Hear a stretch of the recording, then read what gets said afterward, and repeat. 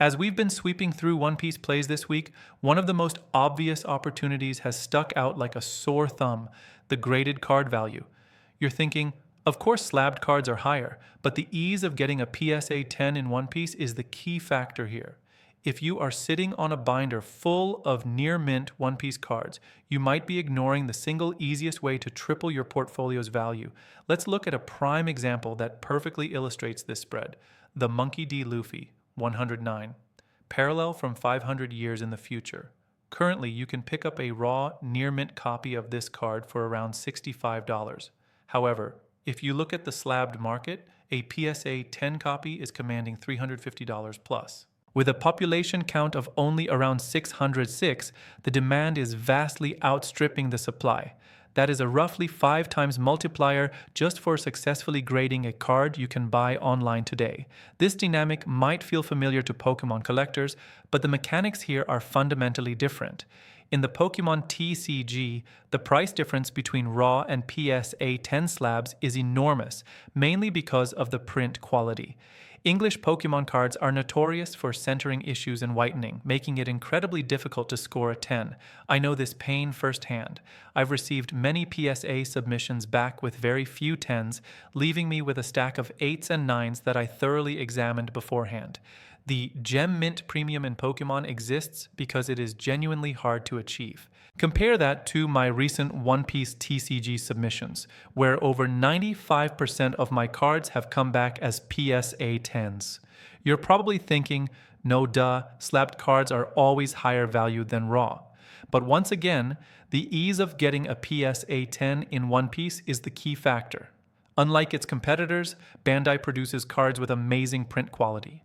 The centering is usually sharp, and the edges are clean straight from the pack, meaning most pack-fresh copies are legitimate PSA 10 potentials. So, why are the prices so high if they are so easy to grade?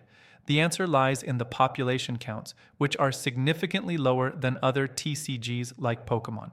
Even with a high grade rate, the total number of slabs on the market is low relative to the exploding player and collector base. This scarcity drives buyer demand. When collectors see only a few copies on the market, they are willing to pay up. Less supply creates a high price where sellers have the pricing power. This trend isn't limited to the newest sets. It extends to the classics as well. Take a look at the Shanks Parallel from Romance Dawn, OP-01. The raw value for this card hovers around $110, yet the PSA 10 version commands around $500. With a population of roughly 763, this card demonstrates that even in older sets, where supply has had time to stabilize, the premium for a Gem Mint slab remains massive. The market simply prefers the certainty and prestige of the slab. We are even seeing this multiplier effect on lower entry cards. Let's look at the OP-13 Secret Rare Luffy from the Carrying on His Will set. This card has a raw value of around $18, but the graded PSA 10 value is skyrocketing to 10 times that amount, sitting around $180 with a tiny population of 80.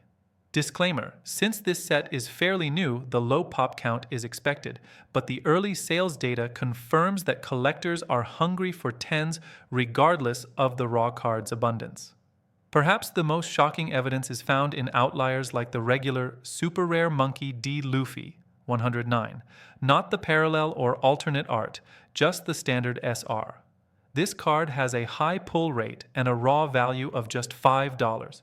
Yet, remarkably, it has a $150 plus value in a PSA 10. This is a pure arbitrage play where the cost of the card is negligible compared to the value added by the grading process.